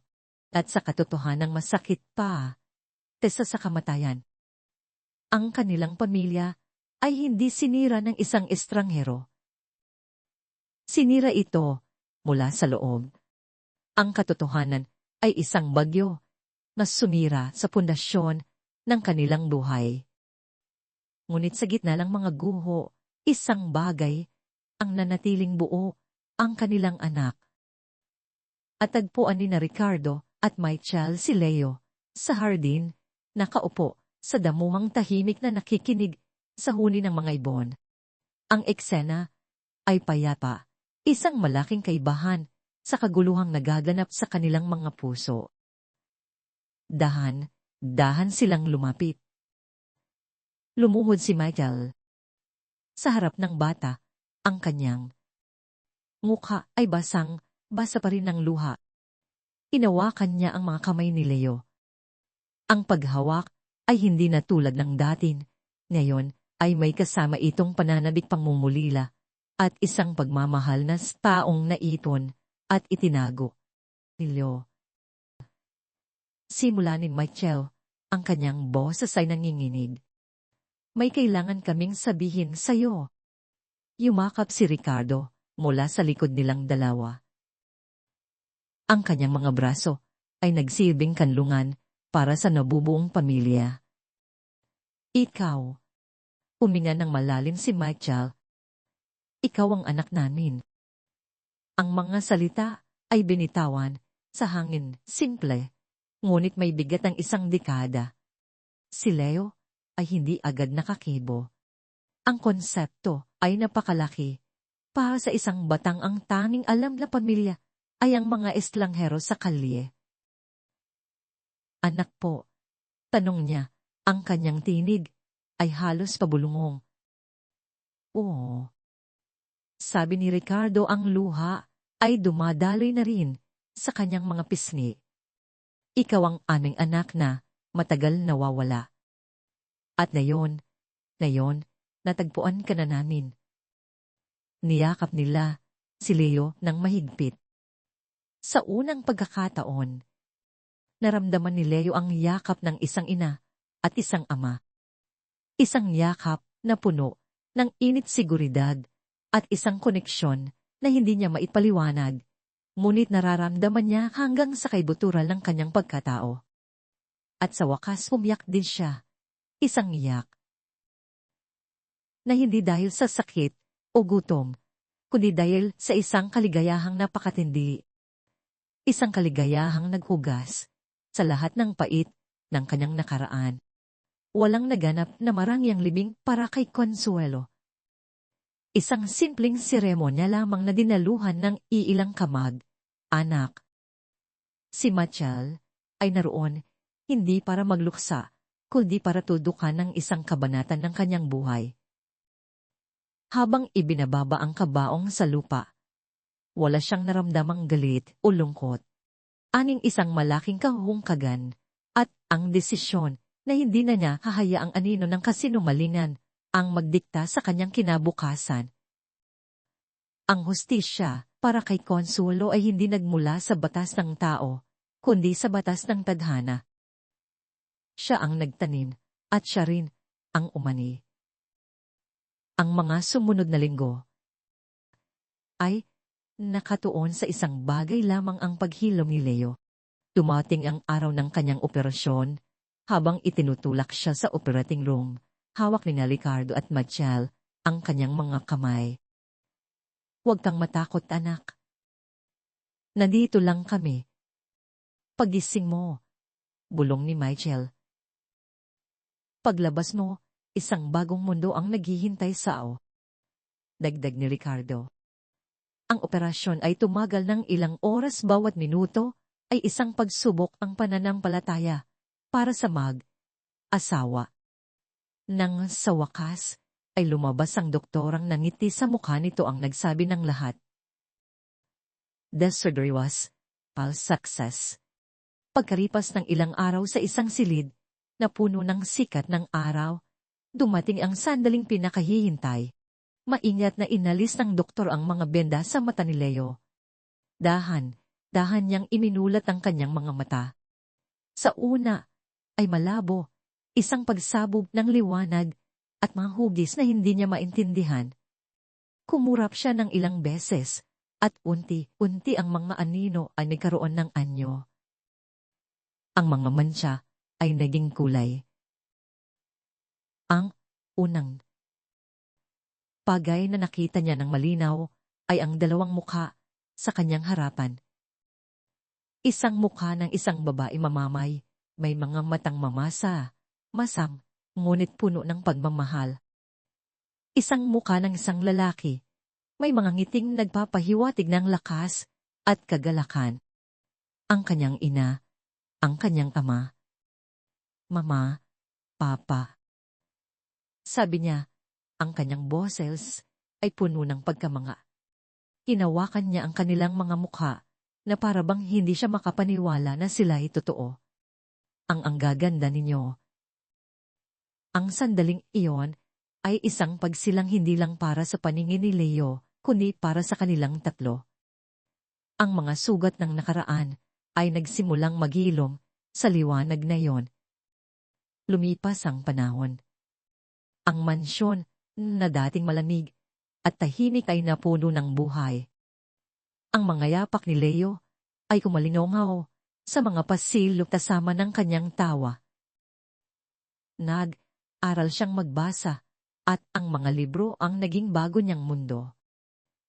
Pumasok siya sa isang regular na paaralan at bagamat may mga hamon ang kanyang katatagan na hinubog sa kalye ay naging kanyang sandata. Hindi kinalimutan ni Ricardo at Michael ang pinagmulan ang kanilang anak. Si Ricardo ay mas naging masigasig sa kanyang mga pro bono cases. Ipinaglalaban ang mga taong walang boses sa lipunan. Si Michael naman ay natagpuan ang kanyang sariling paraan ng pagtubos. Inamit niya ang isang malaking bahagi ng kayamanan na minana niyang mula kay Consuelo upang magtayo ng isang pundasyon, ang Versailles Foundation. Isang organisasyon na nakatuon sa pagtulong sa mga batang kalye lalo na sa mga may kapansanan. Nagbigay ito ng tirahang edukasyon, pangangalagang medikal at higit sa lahat ang pagkakataong maramdaman na sila ay nakikita at mahalaga. Isang hapon, ilang taon, ang lumipas, ang pamilya Masado ay nasa kanilang hardin. Si Ricardo ay nagtutulak sa duyan ng kanilang bunsong anak, isang masayang batang babae. Si Michael ay aayos ng mga bulaklak. Sa ilalim ng isang puno ng mangga, nakaupo si Leo na ngayon ay isang binatilyo na. Hindi na niya suot ang kanyang salamin. Ang kanyang mga mata, pagam, may bahagyang peklat mula sa operasyon, ay malinaw at puno ng buhay. Sa kanyang kandungan, binabasahan niya ng kwento ang kanyang maliit na kapatid at namuhay sila ng maligaya magpakailan. Basta niya isinasara ang aklat. Tumingin siya sa kanyang pamilya, sa asul, na langit sa itaas sa Londyang Damo. Sa ilalim ng kanyang mga paa, ang mundo ay mas maganda pa kaysa sa kanyang pinangarap. Hindi naging perpekto ang simula ng kanyang kwento. Ngunit sa pamamagitan ng katapatan, tatataga, at pag-ibig na hindi sumusuko, natagpuan niya ang isang pagtatapos na mas makabuluhan kaysa sa anumang feriale. Hindi na siya ang batang nakakakita lamang ng mga anino. Ngayon, nakikita niya ang hinaharap at ito'y napakaliwanag. 6 na buwan ang lumitas. Sa ibabaw ang pamilya Matsado ay larawan ng perpetong kaligayahan. Ang mansyon ay pununo na ng mga laruan at aklat pambata.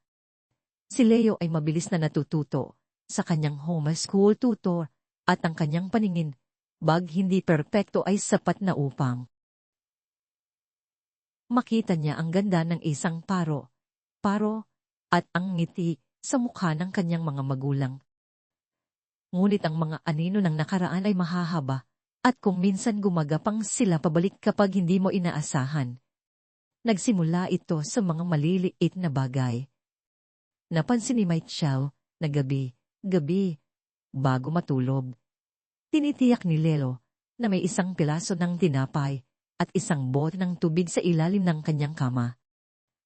Nang tanungin niya ito, sinabi lang ng bata, para po kung sakali. Hindi na usisa si Michael, ngunit isang kirot ang tumusok sa kanyang puso.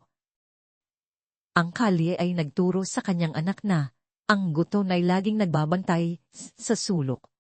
Isang gabi, ipinagdiriwang nila, ang ika-isang kaarawan ni Leo ang unang kaarawan sa buong buhay niya na may kikiregalo at mga taong kumakanta para sa kanya. Masaya si Leo, ngunit sa gitna ng kasiyahan, may isang saglit na kalungkutan. Sa kanyang mga mata, natang si Machao ang nakapansin. Kinagabihan, habang pauwi mula sa opisina, may dinalang madasin si Ricardo. Sa pabalat, naroon ng kanilang pamilya, isang larawang kinunan sa isang charity event. Ang headline, ang ngala sa Makati. Ang kwento ng pamilyang Matado at ng batang nagbalik ng kanilang puso. Ang artikulo ay karamihang positibo, ngunit may isang talata sa dulo na nagpatigil sa paghinga ni Machel. Pagam, ang kwento ay parang isang modernong fairy tale. Hindi maiwasang itanong ng ilan ang tungkol sa biglaan at misteryosong pagkamatay ni Doña Consuelo, ang matriarch ng pamilya. Ilang araw lamang mong matapos, dumating ang bata. Ayon sa mga autoridad, ang kaso ay isinara dahil sa kakulangan ng ebidensya. Ngunit ang mga bulungan sa alta sosyad ay nananatili. Ano man ang katotohanan, isang bagay ang sigurado ang pagdating ni Leo, Machado ay nagbago sa lahat. Pangabuhit. Pulong ni Ricardo. Ibinagsak ang magazine sa mesa. Hindi nila tayo titigilan. Hinawakan ni Michael ang kanyang kamay. Hayaan mo sila. Ang mahalaga ay magkakasama tayo. Ngunit ng gabing iyon, isang sigawang gumising sa buong kabahayan. Nagmumula ito sa silid ni Leo. Mabilis na tumakbo sina Ricardo at Michael papunta roon. Nadatnan nila ang bata na nakaupo sa kama, pawis na pawis, humihingal at umiiyak. Anak, anong nangyari? Tanong ni Michael, niyakap ang nanginginig na katawan ni Leo. Siko, ikbinang bata. Nananaginip po ako. Nasa kali po ulit kami at kinuha siya ng mga pulis. Tulad ng dati, iniwan ko siya.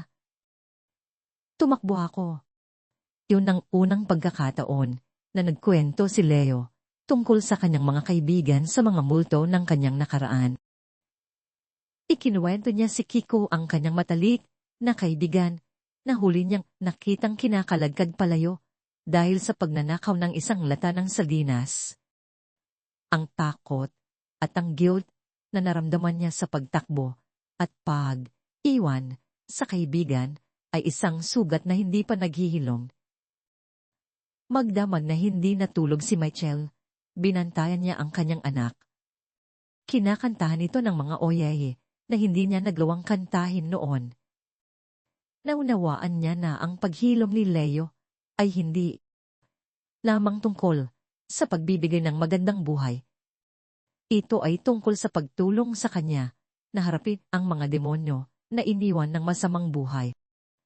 Kinabukasan, habang nakatingin si Leo sa bintana ng kanyang silid na tinatanaw ang malawak na hardin at ang mataas na pader ng kanilang subdivisyon, isang figura sa labas ng tarangkahan ang nakakuha ng kanyang pansin. Isang batang payat, marungis, may dalang sako. Nakatingin ito sa kanilang bahay. Nanlaki ang mga mata ni Leo. Ang kanyang paghinga ay halos huminto. Kilala niya ang batang iyon. Si Kiko. Ang multo, mula sa kanyang panaginip ay narito na. Nakatayo si Leo sa bintana, hindi makagalaw na parang isang estatwang yelo. Si Kiko. Tuhay siya at nasa labas siya ng kanyang bagong mundo. Isang paalala ng lahat ng kanyang iniwan.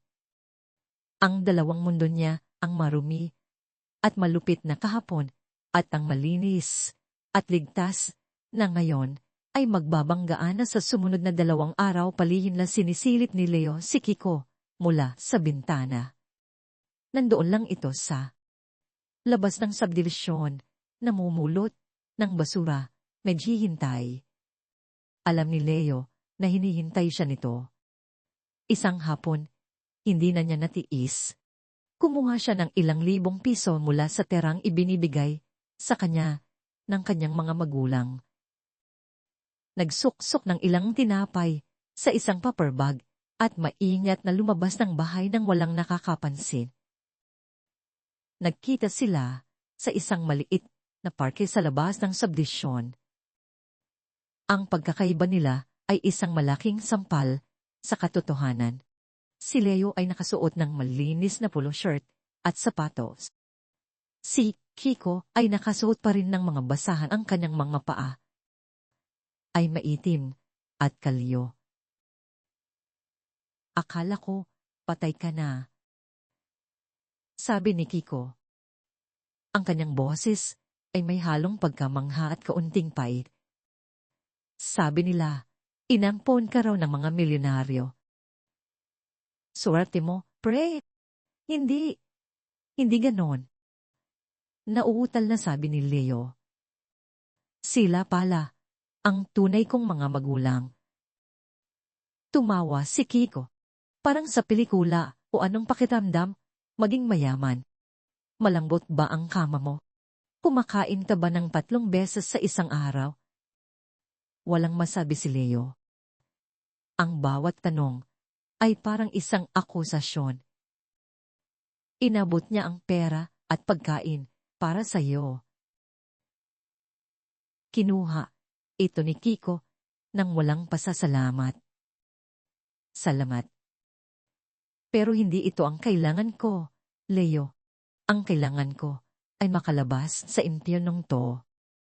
Tulad mo, ang pag-uusap nila ay nagpatuloy at habang nakikinig si Leo ang Sir Sigiote ay bumalik na parang isang alon handang lunurin siya.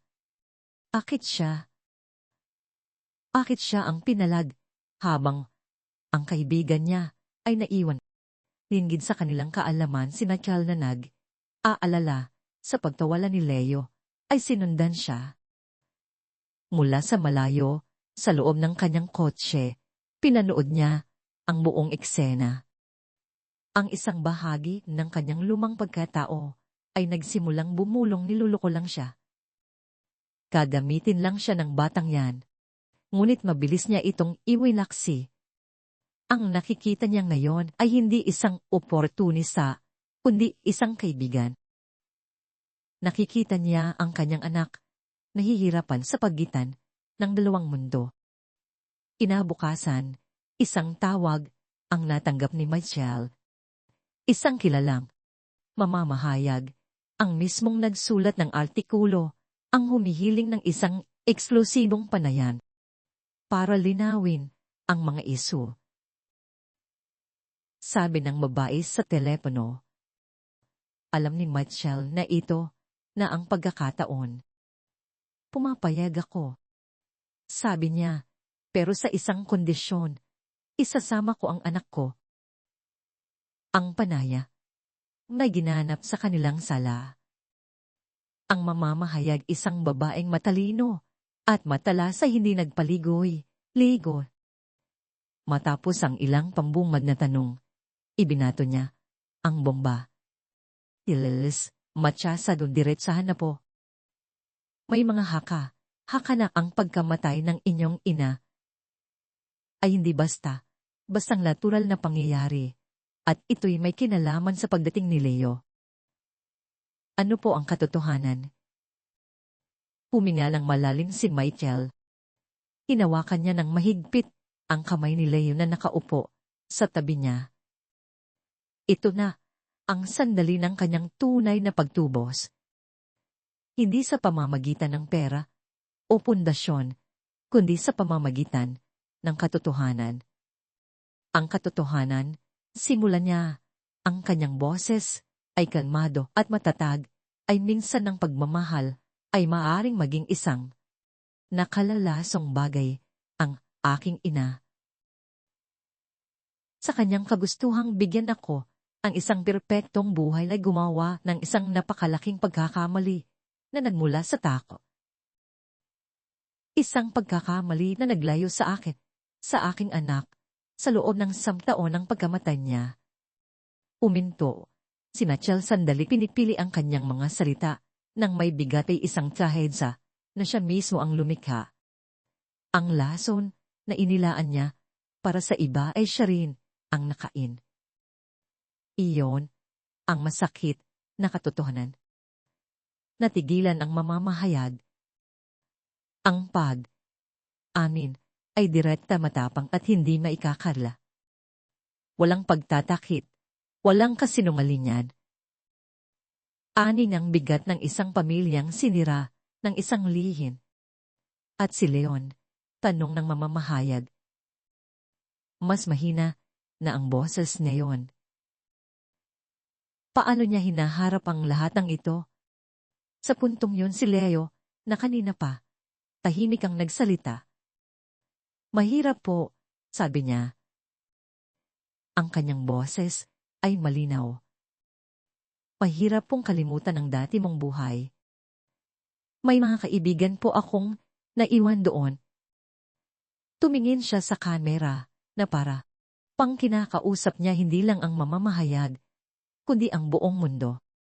Pero tinuruan po ako ng mga magulang ko na ang pagharap sa katotohanan, kahit gaano kasakit, ay mas mabuti kaysa sa pagtakbo.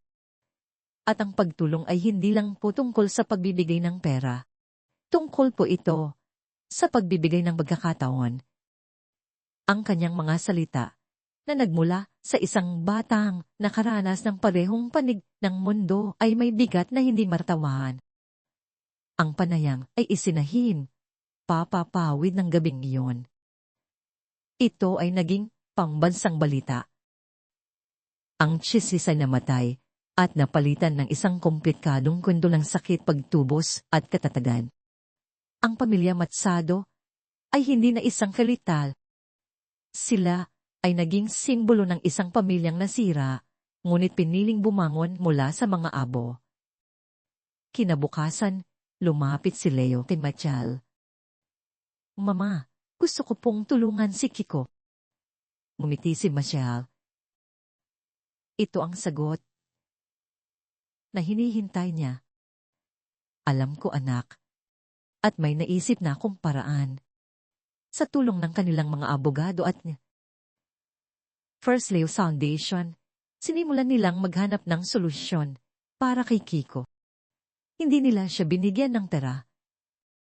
Sa halip, inilagay nila siya sa isang halfway house para sa mga batang kalye, kung saan siya ay binigyan ng pagkakataong mag-aral, matuto ng isang kasanayan, at magkaroon ng isang ligtas na lugar na matutuluyan. Isang hapon, dinalaw ni Leo si Chico sa halfway house. Nakaupo sila sa isang maliit na hardin, hindi na bilang isang milyonaryo at isang pulubi, kundi bilang dalawang magkaibigan na binigyan ng pangalawang pagkakataon. "Salamat, Pe," sabi ni Kiko sa unang pagkakataon ay may sinserong nangiti. "Walang anong," sagot ni Leo. "Basta huwag mong sasayangin."